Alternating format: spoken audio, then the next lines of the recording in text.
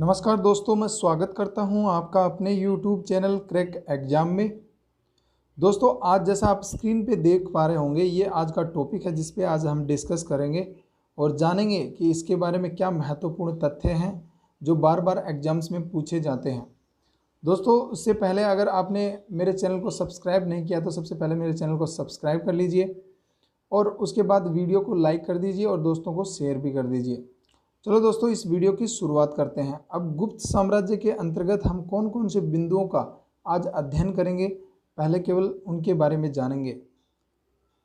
तो आज के दोस्तों जो बिंदु हैं वो सबसे पहले आता है स्रोत, उसके बाद प्रमुख शासक। ये दो बिंदु हैं और इन दोनों बिंदुओं के तहत जितने भी महत्वपूर्ण तथ्य यहाँ पे आएंगे उनका हम बारी बारी से अध्ययन करेंगे। तो स्रोत के अंतर्गत क्या क्या है? साहित्य है, लेख है, मुद्रा है और यात्रा विवरण है। तो जो स्रोत के तहत हम 4 बिंदुओं का अध्ययन करेंगे: साहित्य, लेख, मुद्रा, यात्रा विवरण। स्रोत मतलब दोस्तों कि किन स्रोतों से जो गुप्त साम्राज्य था उसकी जानकारी हमें प्राप्त होती है। तो उसमें ये 4 प्रकार के स्रोत दिए गए हैं जिससे हमें जानकारी मिलती है कि गुप्त साम्राज्य कैसा था, वहाँ पे कैसा उसका साम्राज्य विस्तार होता था, कौन कौन से राजा हुए थे।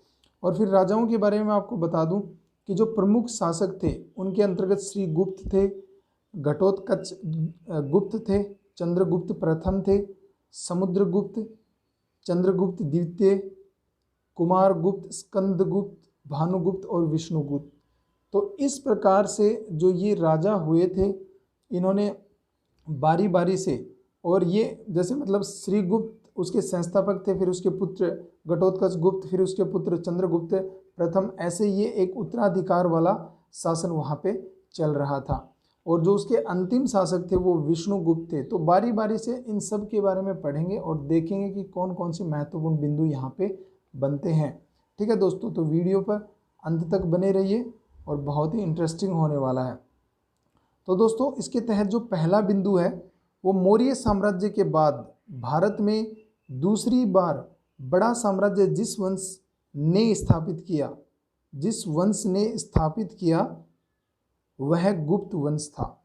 ठीक है दोस्तों, तो मतलब मौर्य साम्राज्य, जो अवध में जो मौर्य साम्राज्य था, उसके बाद जो भारत में सबसे बड़ा दूसरी बार बनने वाला जो साम्राज्य था वो गुप्त साम्राज्य था और वो गुप्त वंश द्वारा स्थापित किया गया था। तो इस प्रकार से याद रख लेंगे कि मौर्य साम्राज्य और उसके बाद उसकी मौर्य साम्राज्य और गुप्त साम्राज्य के बीच में बहुत सारे छोटे छोटे वंश आए थे, जिसमें कण्व वंश था, सातवाहन वंश था, चेदी वंश था। तो इस प्रकार के वंश ज़्यादा दिनों तक नहीं टिक पाए और ये छोटे स्तर तक ही अपने आप को स्थापित कर पाए। लेकिन जो मौर्य साम्राज्य के बाद जो गुप्त वंश आया था, इसने बहुत ही बड़े स्तर पर अपना साम्राज्य का विस्तार किया और एक बहुत बड़ा साम्राज्य वहाँ पे स्थापित कर लिया था। अगला बिंदु देखते हैं, गुप्त वंश का काल। गुप्त वंश का काल लगभग 4वीं से 6वीं ईस्वी तक माना जाता है। तो 4वीं से 6वीं ईस्वी तक इस गुप्त काल का समय वो माना जाता है कि जो ये गुप्त साम्राज्य था ये लगभग 4वीं से 6वीं ईस्वी के बीच मगध में राज करता था। ठीक है दोस्तों, तो इस प्रकार आप हमेशा याद रख लेंगे कि मौर्य साम्राज्य के बाद गुप्त साम्राज्य दूसरा सबसे बड़ा साम्राज्य स्थापित हुआ था और उसका जो कालक्रम था वो 4वीं से लगभग 6वीं ईस्वी तक माना जाता है।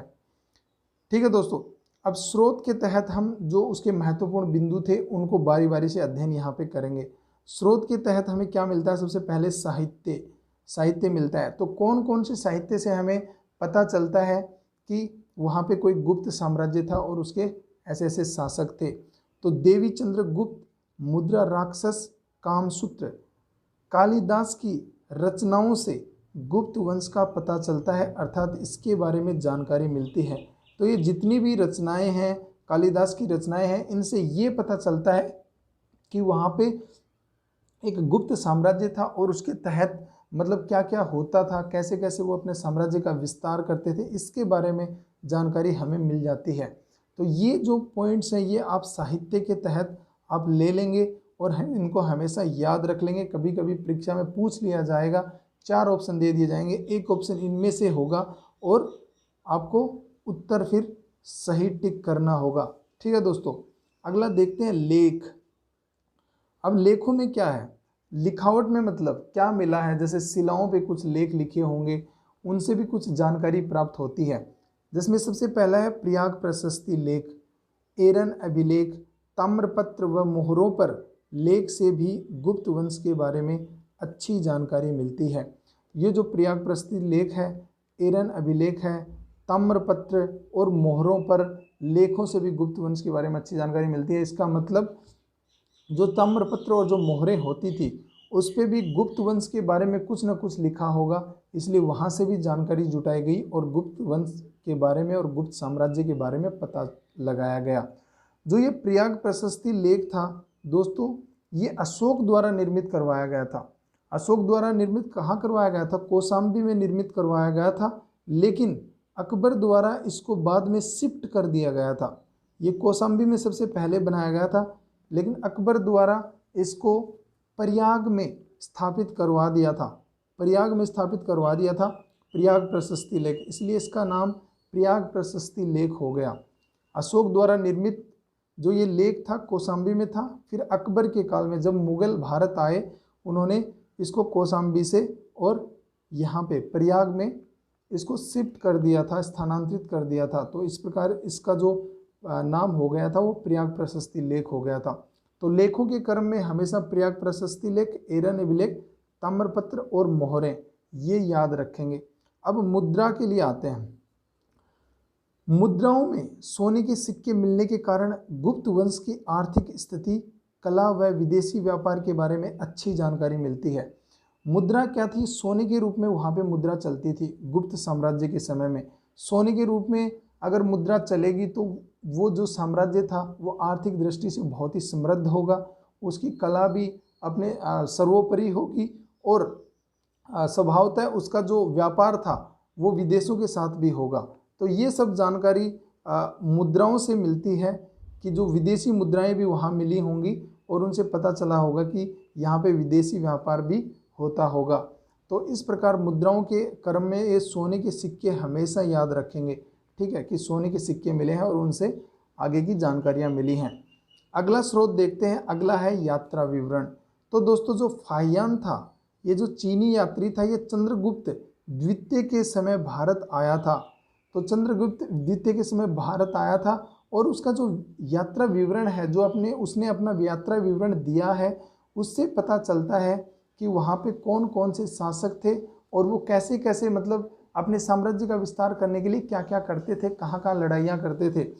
ये फाहियान ने अपनी पुस्तकों में लिखा है। तो जो फाहियान का यात्रा विवरण था उससे भी गुप्त साम्राज्य के बारे में एक अच्छी खासी जानकारी हमें मिल जाती है। हवेनसांग से भी गुप्त साम्राज्य की जानकारी मिलती है। ठीक है दोस्तों, गुप्त साम्राज्य की जानकारी मिलती है। तो इस प्रकार हमेशा याद रख लेंगे, जो फाहियान और जो हवेनसांग दोनों आए थे चंद्रगुप्त द्वितीय के दरबार में, लगभग चंद्रगुप्त द्वितीय के समय ही भारत आए थे। तो इन दोनों के यात्रा विवरण से भी पता चलता है कि गुप्त साम्राज्य कैसा था और उससे अच्छी खासी जानकारी जुटा ली जाती है। अब प्रमुख शासक की हम बात करते हैं। जो दूसरा पॉइंट था हमारा प्रमुख शासक। प्रमुख शासक में सबसे पहले आएगा श्रीगुप्त, जिसका समय काल कब था, शासन काल था 240 ईस्वी से 280 ईस्वी AD ईस्वी। तो पहला बिंदु देखते हैं इसमें, श्रीगुप्त को गुप्त वंश के संस्थापक के रूप में जाना जाता है। तो दोस्तों जो श्रीगुप्त थे, इन्होंने गुप्त वंश की स्थापना की और मगध में एक गुप्त साम्राज्य का निर्माण कर दिया और उसकी एक नींव रख दी।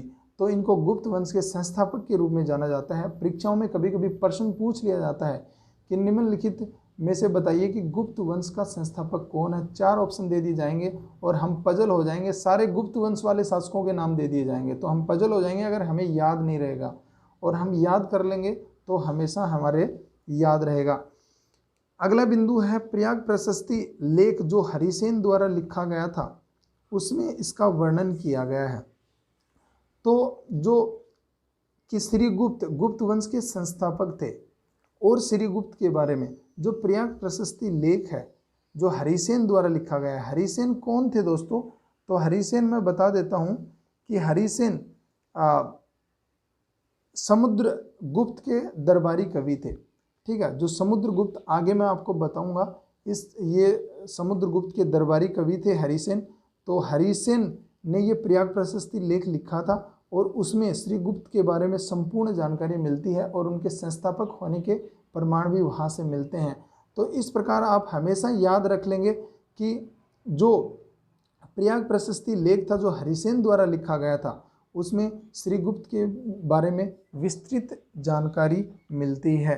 ठीक है दोस्तों, अगला देखते हैं। अगला है घटोत्कच गुप्त। अब घटोत्कच गुप्त के बारे में कौन कौन से महत्वपूर्ण बिंदु हैं वो देखते हैं।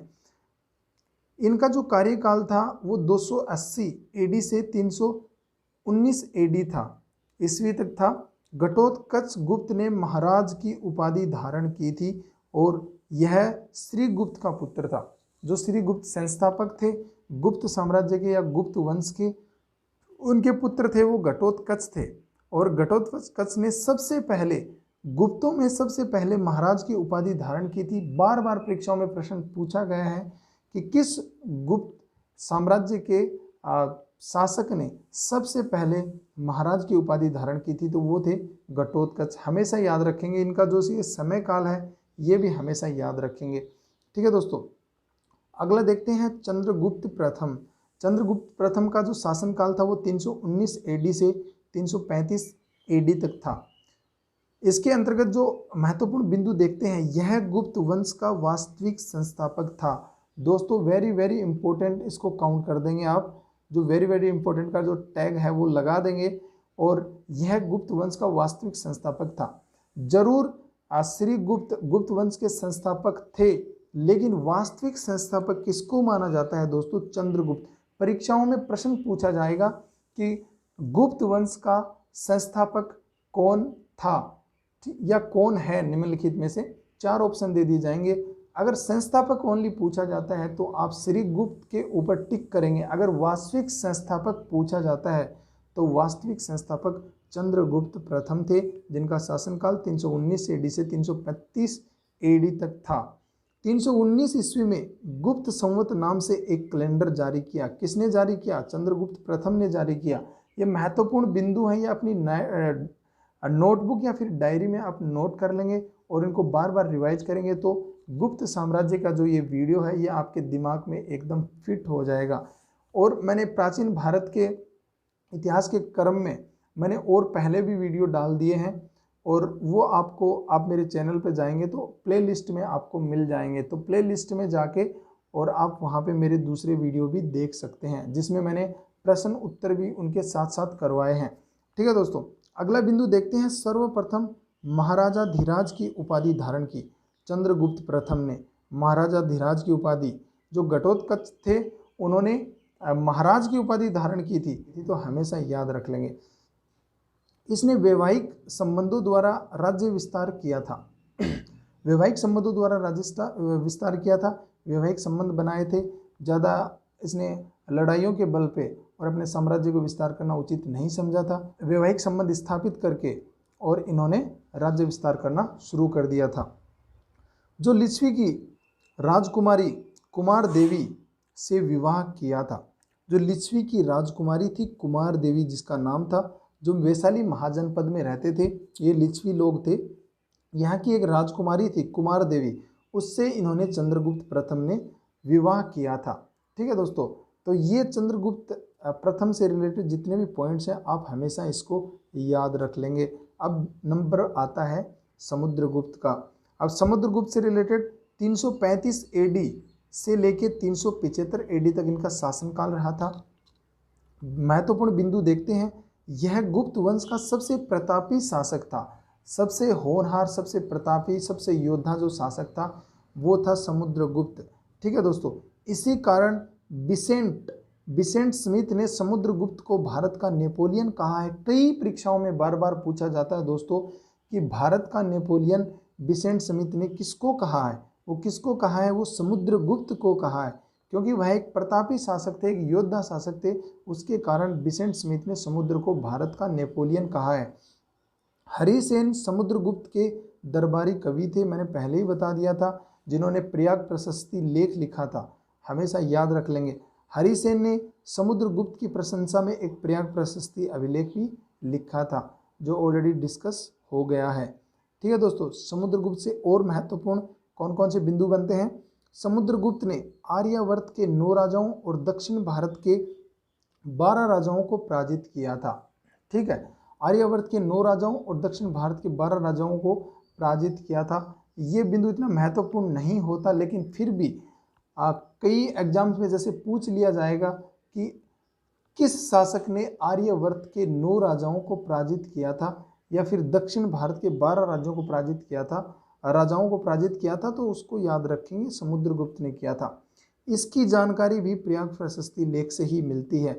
ये जो 9 राजाओं वाली और ये 12 राजाओं वाली, ये भी जो जानकारी है वो प्रयाग प्रशस्ति लेख से मिलती है। समुद्रगुप्त को कविराज भी कहा जाता है। ठीक है, तो इस प्रकार उसको कविराज की भी संज्ञा दी जाती है। तो इस प्रकार समुद्रगुप्त के बारे में हमेशा दोस्तों याद रख लेंगे। ठीक है, अगला देखते हैं हम चंद्रगुप्त द्वितीय।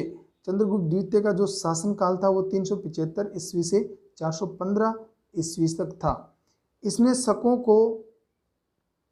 शकों को पराजित किया तथा इस अवसर पर उसने विक्रमादित्य की उपाधि धारण की थी।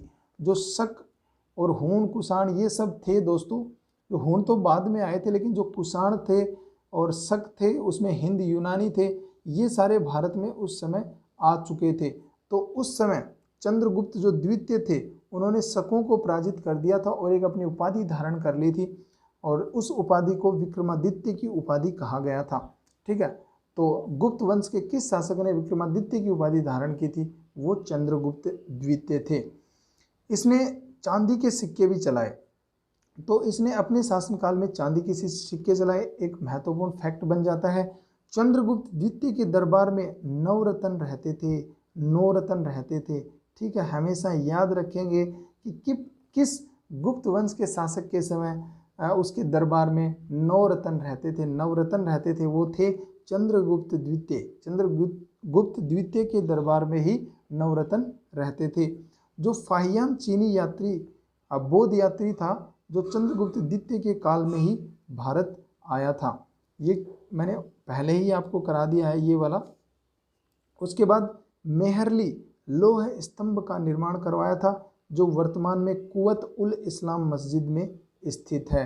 ठीक है दोस्तों, तो इस प्रकार से हमेशा याद रखेंगे, जो ये मेहरली लोह स्तंभ था इसका निर्माण भी चंद्रगुप्त द्वितीय ने करवाया था, और जो आज के दिन कुवत उल इस्लाम मस्जिद जो कि दिल्ली में स्थित है, यहाँ पे ये जो मेहरली लोह स्तंभ है ये स्थित है। कालिदास इन्हीं के दरबार में रहते थे। तो इस प्रकार कालिदास के बारे में भी प्रश्न पूछा जाता है कि जो प्रसिद्ध कवि जो कालिदास थे, जो रचनाकार थे, वो किसके दरबार में रहते थे?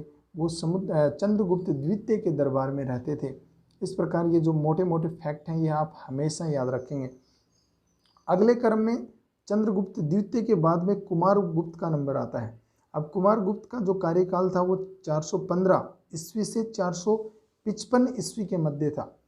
जो नालंदा विश्वविद्यालय का निर्माण वो लगभग संभवतः कुमारगुप्त के शासनकाल के दौरान ही हुआ था। कोई निश्चित जानकारी नहीं मिलती है, लेकिन ऐसा माना गया है कि जो नालंदा विश्वविद्यालय था उसका निर्माण लगभग कुमारगुप्त के शासनकाल के दौरान ही हुआ था।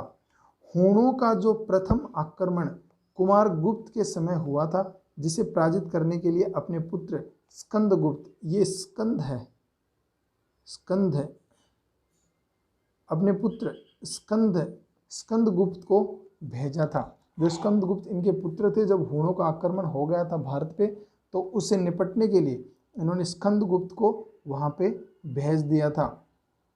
अब आगे आते हैं स्कंदगुप्त। स्कंदगुप्त का जो कार्यकाल है वो कब है? 455 एडी से और 467 एडी या फिर ईस्वी तक का।